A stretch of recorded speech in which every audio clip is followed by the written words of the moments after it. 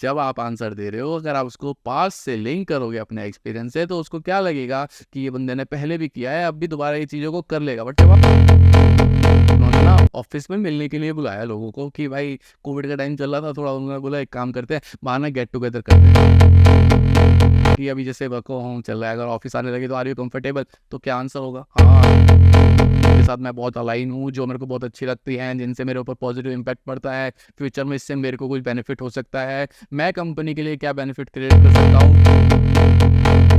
Hello दोस्तों, कैसे हैं आप? आई होप बहुत अच्छे होंगे। आज का जो टॉपिक है ना, वो जॉब इंटरव्यू के बारे में है। यानी कि अक्सर हम लाइफ के अंदर इंटरव्यू देने जाते हैं। इवन फर्स्ट जॉब भी हमें ज़्यादातर इंटरव्यू से ही मिलती है, चाहे वो कैंपस प्लेसमेंट ही क्यों ना हो, इंटरव्यू इज़ इंटरव्यू। आप सेल्स की जॉब के लिए जा रहे हो, आप आईटी की जॉब के लिए जा रहे हो, आप इंजीनियरिंग की जॉब के लिए जा रहे हो, नॉर्मल बीटेक करके, आप अगर सीए सीएस सीए में भी बन गए हो तो भी कहीं जॉब के लिए जा रहे हो, तो इंटरव्यू तो देना पड़ेगा। अब वो इंटरव्यू को पास कैसे करना है, और ये स्टार्टिंग जॉब के लिए ही नहीं होता। एक बार आप जॉब में चले गए, जॉब चेंज भी कर रहे हो ना, तब भी आपको इंटरव्यू देना पड़ेगा। अब वो इंटरव्यू कैसे क्रैक करना है, इंटरव्यू कैसे होना चाहिए, उसके बारे में ना थोड़ी सी टिप्स के बारे में बात करते हैं। इंटरव्यू देने जा रहे हो, सबसे पहले तो जिस कंपनी में इंटरव्यू है उस कंपनी के बारे में रिसर्च करो कि ये कंपनी कैसी है, ये कंपनी क्या करती है, कब ये कंपनी बनी थी, क्या इसका कल्चर है, कोर बिलीफ सिस्टम है, क्या है कंपनी के बारे में ना जितना डेप्थ में रिसर्च कर सकते हो रिसर्च कर लो। वो कहाँ से मिलेगा? आपके पास विकीपीडिया की नॉलेज है, गूगल पे विकीपीडिया डालो, कंपनी के बारे में पूरी डिटेल इन्फॉर्मेशन आ जाएगी। कंपनी की वेबसाइट पर जाके चेक कर लो कि कंपनी क्या क्या कर रही है। वेबसाइट पे जाके ना आपको एक चीज़ का बेनिफिट और मिलने वाला है, कंपनी क्या प्लान कर रही है फ्यूचर के लिए। अक्सर कंपनी वो भी डाल देती है अपनी वेबसाइट पे। अगर आपने वो पढ़ा और उसको समझ लिया ना, एक बार माइंड में रिटेन कर लिया, तो इंटरव्यू के टाइम पर आप उसको जैसे ही समझाओगे, बोलोगे ना इस चीज़ के बारे में, इंटरव्यूअर इंप्रेस होने वाला है कि भाई इसको कंपनी के बारे में थोड़ा पता है, ये जॉब को इंटरव्यू के लिए सीरियस है। पहली चीज़ तो ये हो गई। और उसके बाद और क्या चीज़ों का ध्यान रखना है हमको? जब आप इंटरव्यू देने जा रहे हो तो प्रोफेशनली ड्रेस होके जाना। ऐसा नहीं कि आप टी शर्ट में उठ के चले गए। डिपेंड करता है किस चीज़ की जॉब है। अगर वो जॉब कोई क्रिएटिव फील्ड की है तो वहाँ पे टी शर्ट्स भी चलेगा, फंकी क्लोथ्स भी चलेंगे। बट अगर वो जॉब ऐसी है जहाँ पे प्रोफेशनलिज्म रिक्वायर्ड है, तो वहाँ पर आप प्रोफेशनल फॉर्मल क्लोथ्स ही पहन के जाना। सेमी फॉर्मल मत पहन के जाना, फॉर्मल ही पहन के जाना। Proper blazer, proper shirt. जो शर्ट मैंने अभी पहनी हुई है ये सेमी फॉर्मल में आती है, ये फॉर्मल शर्ट नहीं है, ठीक है। लेकिन जो ब्लेजर है ये फॉर्मल है। तो अभी मैं वीडियो बना रहा हूँ तो इसलिए चल रहा है, लेकिन अगर मैं जॉब पे जाऊंगा, मैं इंटरव्यू देने जाऊंगा, तो मैं फॉर्मल शर्ट यूज़ करूंगा। और formal shirt black, white, even light blue, काफ़ी कलर होते हैं जो फॉर्मल के अंदर आते हैं। तो लाइट कलर को आप यूज़ कर सकते हैं। प्लेन शर्ट आप यूज़ करना, ज़्यादा फॉर्मल लगेगा इंटरव्यू देने अगर आप जा रहे हो तो फॉर्मल ड्रेस होना है। उससे अलग एक चीज़ को लोग भूल जाते हैं अक्सर, अपने जो हेयर्स हैं, बाल हैं, उनको प्रॉपर ट्रिम करके जाना। आप हेयर्स को बढ़ा रहे हो, एक बार कंपनी में सिलेक्शन हो गया उसके बाद तो आप अपने बालों को बढ़ा लो, कोई फर्क नहीं पड़ता। अगर कोई नहीं टोक रहा है, चार्ट नहीं टोक रहा, तो अगर टोक रहा है तो प्लीज़ यार उसको ट्रिम करा लेना। मेरे बाल अभी काफ़ी बढ़ गए हैं।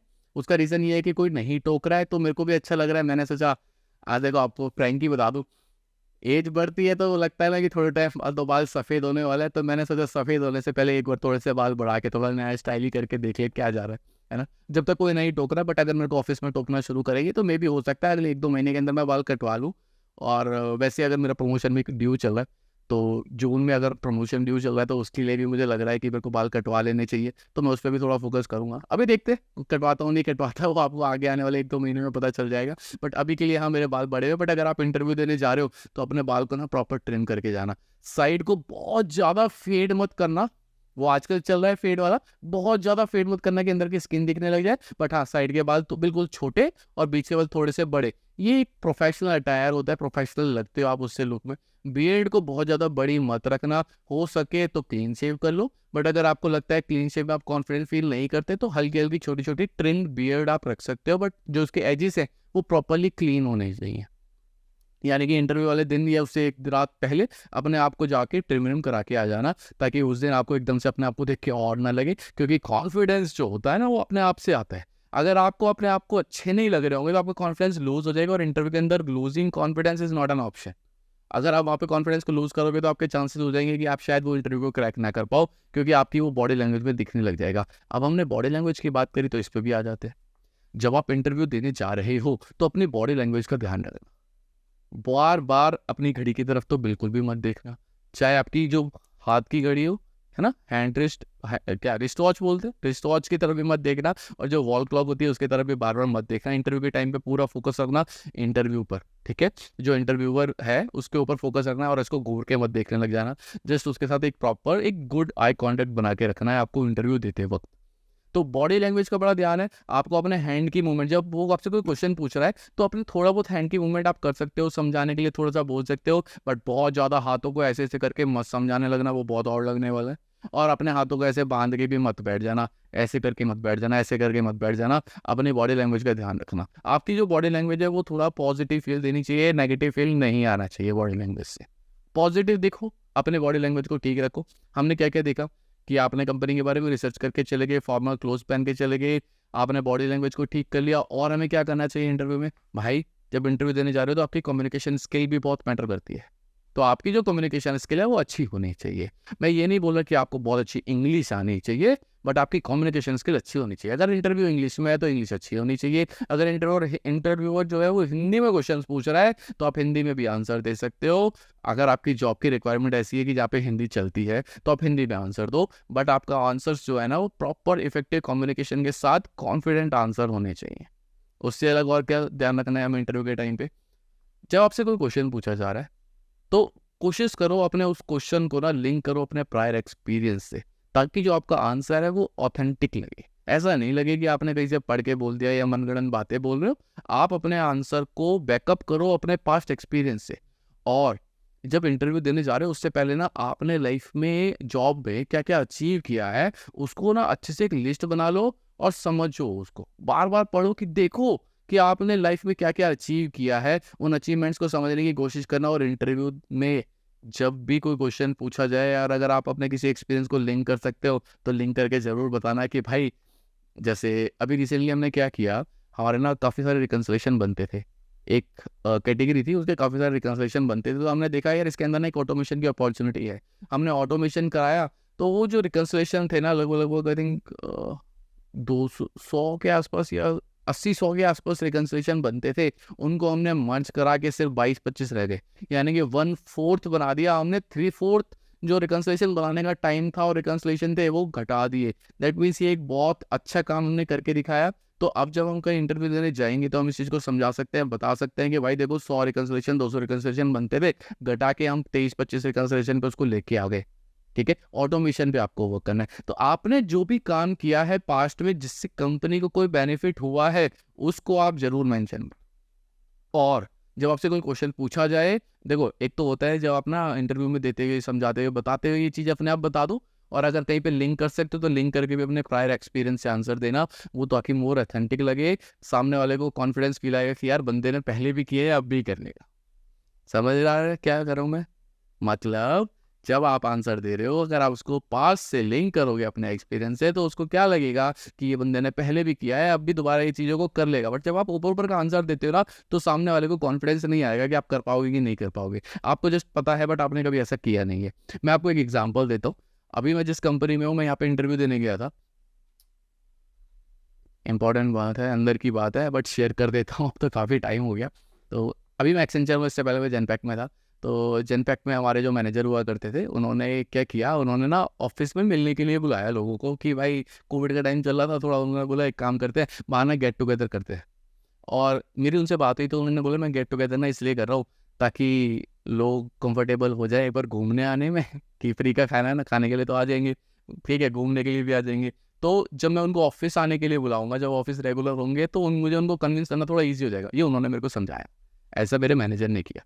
बट जब मैं यहाँ पे इंटरव्यू देने गया तो यहाँ पे जब सीनियर लीडरशिप ने मेरे से क्वेश्चन पूछा ना कि अभी जैसे वर्क होम चल रहा है, अगर ऑफिस आने लगे तो आर यू कंफर्टेबल, तो क्या आंसर होगा? हाँ आई एम कंफर्टेबल भाई, मना थोड़ी करोगी, जॉब है, जॉब ले रहे हो आप, ठीक है, तो हाँ बोला। उसके बाद उनका मेरे पास नेक्स्ट क्वेश्चन आता है कि अगर लोग, आप तो जब लीडरशिप पोजीशन पे आ रहे हो, मैनेजर पोजीशन पे आ रहे हो, तो आपके नीचे वाले लोगों को आप कैसे ऑफिस बुलाओगे? तो मैंने पता है कैसे आंसर को ड्राफ्ट किया। ऐसा मेरे पिछले कंपनी के मैनेजर ने किया था, उसने मेरे को बताया, बट मैंने यहाँ पे ऐसे कॉन्फिडेंस से आंसर बोला कि सर पता है क्या हुआ था लास्ट कंपनी में भी अभी ना रिसेंटली ये चीज़ों को चल रहा था कि ऑफिस खुलेंगे, तो मैंने इनिशिएटिव लिया और बोला कि गेट टुगेदर रखते हैं ताकि लोग आएँ। और उसके बाद जब लोगों को ऑफिस आने के लिए बुलाए तो मेरे पास ना एक एज, जो एक ना मेरे को एक क्या होता है उनको ना जो कन्विंस करना होता है वो थोड़ा ईजी हो जाएगा कि भाई आप तब भी तो आ सकते हो, तो कोविड तो खत्म हो गया है, आप ऑफिस के लिए भी आ जाओ। तो मैंने ऐसे करके दिखाया कि जैसे वो चीज़ मैंने की थी, बिकॉज मैंने उस प्रायर एक्सपीरियंस को ना ऐसे ले लिया कि वो मैंने ही किया। ठीक है, उसको समझ लिया, उसके सारे के प्रॉस कॉन्स हर एंगल से उसको देख लिया, तो यहाँ पे मैंने उसको ऐसे करके बता दिया। तो अब मैनेजमेंट को पता है क्या लगा कि यार ये ना अभी पहले भी इसने लीडरशिप क्वालिटी की जो लीडरशिप की जो स्किल होती है उनको अप्लाई किया है, तो अब यहाँ पे आके भी कर लेगा। हालांकि अभी तक हमारे ऑफिस रेगुलर नहीं हुए हैं, बहुत टाइम हो गया, 2 साल मुझे इस कंपनी में हो गया काम करते हुए, बट अभी तक रेगुलर नहीं हुआ। बट क्वेश्चन तो था ना यार, और उस क्वेश्चन का आंसर भी कैसे दिया, जैसे वो चीज़ मैंने करी है। जब आप किसी चीज़ को ऐसे बता दो ना कि आपने करी है, तो वो सामने वाले को ऑथेंटिक लगती है, उस पर ट्रस्ट करता है, उसको लगता है कि जब ये इंसान पहले ये चीज़ें करता है तो अब दोबारा भी कर लेगा, हमारी कंपनी में आके भी वैल्यू ऐड कर लेगा। तो कभी कभी आप अपने एक्सपीरियंस नहीं, बट किसी और का एक्सपीरियंस अगर आपको डिटेल में पता है, उसको डिसीजन क्यों लिया ये भी पता है, उसके फायदे नुकसान भी पता है, तो आप उसको भी बता सकते हो इंटरव्यू के टाइम पर। हालांकि मैं इसको प्रमोट नहीं कर रहा, बट मैं आपको जस्ट शेयर किया कि मैंने क्या किया था। और क्योंकि उसके बाद मैंने साइकोलॉजी भी पढ़ी, तो मेरे को ये चीज़ें थोड़ा पता है कि कैसे लोगों को थोड़ा कन्विंस करना होता है, कैसे बुला सकते हो। अब ऑफिस खुलेगी, ऑफिस तो आना है ना, मना थोड़ी कर सकते हैं कि मैं ऑफिस नहीं आऊँगा। ऑफिस खुल रहे हैं, बुला रहे हैं, तो आना पड़ेगा, कंपनी पॉलिसी है। कंपनी पॉलिसीज़ को आप चैलेंज नहीं कर सकते। कंपनी में हज़ारों लाखों एम्प्लॉयज़ हैं, सिर्फ आपके लिए एक्सेप्शन लेना अगर कोई बहुत बड़ी कोई इंपॉर्टेंट चीज़ है तो एक्सेप्शन लेते हो, समझ आता है। बट ऐसे नॉर्मल चीज़ों के लिए एक्सेप्शंस नहीं मिलते कि मेरा मन नहीं कर रहा, कुछ प्रॉब्लम है तो बेसिक एक्सेप्शन मिल सकता है। बट अगर आपका मन नहीं है, आपको अच्छा नहीं लग रहा, आपको दिक्कत होती है, तो उसके लिए एक्सेप्शन नहीं मिलता है, आपको आना पड़ेगा। तो उनको लोगों को कैसे बुलाना है वो आपका काम है। तो जस्ट मैं आपको समझाने की कोशिश कर रहा हूँ कि अपने क्वेश्चंस के जो आंसर देने हैं ना, उनको थोड़ा सा पास के एक्सपीरियंसेस से लिंक जरूर कर लेना, ऑथेंटिक लगता है भाई। जब भी इंटरव्यू के अंदर आपसे कोई क्वेश्चन पूछा जा रहा है तो उसका आंसर स्टार मेथड से देना। अब स्टार मेथड क्या होता है वो बताता हूँ मैं आपको। स्टार का मतलब होता है situation, task, action and result. यानी कि क्या सिचुएशन है वो समझना, पहले तो कोई भी क्वेश्चन दिया है ना तो पहले सिचुएशन को समझना क्या है, उसके बाद आपका टास्क क्या है, आपसे क्या एक्सपेक्टेड है, आपको करना क्या है, उसके बाद आपको एक्शन क्या लेना होगा। अब आप उसको डिसाइड करोगे कि अगर ऐसी सिचुएशन आती है, ये आपका टास्क है, तो आप क्या एक्शन लेने वाले हो, और उस एक्शन के लेने से रिजल्ट पॉजिटिव आएगा, नेगेटिव आएगा, जो आप चाहते हो वो हो जाएगा, नहीं हो जाएगा, उसके हिसाब से एनालाइज करके आंसर देना। वो आंसर ज़्यादा अच्छा लगेगा और सामने वाले को कन्विंस भी कर पाएगा, और आपके चांसेस बढ़ जाएंगे इंटरव्यू क्रैक करने के। और लास्ट में इंटरव्यू हो गया, क्या घर चले जाऊँ, बस इतना ही काम है मेरा। एक और इम्पॉर्टेंट स्टेप है जो आपको करना है। जब आपने इंटरव्यू दे दिया, आप घर चले गए, पहले तो वहाँ से निकलते हुए थैंक यू बोल के जाना। अगर कुछ क्वेश्चंस है, वो बोलते हैं ना कि आपके पास कुछ क्वेश्चंस है हमने पूछने के लिए, तो अच्छे क्वेश्चंस पूछना जैसे सामने वाले को लगे कि आप इंटरेस्टेड हो जॉब में, आप इंटरेस्टेड हो रोल में, आप इंटरेस्टेड हो इस कंपनी में। तो इस तरीके से अपने क्वेश्चन को ड्राफ्ट करके पूछना। अगर अगर आपको नहीं समझ आ रहा है कि मेरे को इसका आंसर क्या देना है, या किसी भी इंटरव्यू के क्वेश्चन का आंसर आपको नहीं समझ आ रहा है क्या देना होता है, तो वो क्वेश्चन कमेंट के अंदर डालो। मैं उस क्वेश्चन का आंसर आपको अच्छे से ड्राफ्ट करके लिख के दूंगा कि आपको ऐसे क्वेश्चन के कैसे आंसर देने होते हैं। तो जब आपसे पूछा जा रहा है कि आपके कोई क्वेश्चन है, तो अच्छे क्वेश्चंस पुट अप करना, ताकि आपकी इमेज वहाँ पे पॉजिटिव लगे, लगे कि आप इंटरेस्टेड हो, आप सीरियस हो जॉब के लिए। उससे अलग आपको क्या करना, अब जब आप घर आ जाते हो तो आपको ना थैंक यू ईमेल भेजनी। थैंक यू में आप अपना जो इंटरव्यू लिया है ना, जिसने अपना इंटरव्यू लिया है, उसको थोड़ा सा अप्रिशिएट कर देना। अपना आपको जो जो इंटरव्यू के अंदर अच्छा लगा उन चीज़ों को मेंशन कर देना। सामने वालों को बोलना कि भैया आपने मेरे को अपॉर्चुनिटी दी, इस रोल के लिए दी, स्टेट पे इंटरव्यू हुआ, मेरे को बड़ा अच्छा लगा, आपने मुझसे इस टाइप के क्वेश्चन पूछे जो मेरे को और कॉन्फिडेंस दे रहा है इस कंपनी के बारे में। कुछ कंपनी की वैल्यूज़ बिलीव्स के बारे में बात हुई है तो वो भी मेंशन कर देना कि कंपनीज की इन वैल्यूज़ इन बिलीव्स के बारे में बात हुई थी, जिनके साथ मैं बहुत अलाइन हूँ, जो मेरे को बहुत अच्छी लगती है, जिनसे मेरे ऊपर पॉजिटिव इंपैक्ट पड़ता है, फ्यूचर में इससे मेरे को कुछ बेनिफिट हो सकता है, मैं कंपनी के लिए क्या बेनिफिट क्रिएट कर सकता हूँ। एक थैंक यू वाली एक मेल अच्छे से ड्राफ्ट करके जरूर डाल देना इंटरव्यू देने के बाद। उससे आपके इंटरव्यू में सेलेक्ट होने के चांसेस बहुत ज़्यादा बढ़ जाते हैं। अगर 10 लोग इंटरव्यू दे के आए हैं, आपका ईमेल गया है, तो आपके चांसेस बहुत ज़्यादा बढ़ जाएंगे बाकी लोगों से। इसलिए thank you email is must, is mandatory, डालनी है इंटरव्यू देने के बाद। अगर आपको इसका भी फॉर्मेट चाहिए तो मेरे को कमेंट में बता देना, मैं आपको फॉर्मेट बना के दे दूंगा, क्योंकि मैं भी जब इंटरव्यू देने जाता हूँ तो मैं भी एक थैंक यू की ईमेल डालता हूँ, और वो बहुत बेनिफिट करती है, सच्ची बता रहा हूँ। पर्सनल एक्सपीरियंस है और दोस्तों के एक्सपीरियंस से भी, दोस्तों को भी मैंने ये एडवाइस किया और उनको भी इसका बेनिफिट मिला है। तो थैंक यू ईमेल जरूर डालना।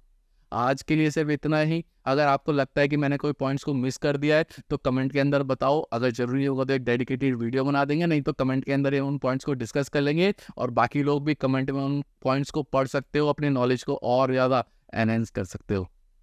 मिलते हैं अगली वीडियो में, तब तक के लिए take care, keep growing, keep shining, और इंटरव्यूज क्रैक करते रहो यार। सैलरी बढ़ाओ, लाइफ में पैसा बढ़ाओ। बाय। That's all.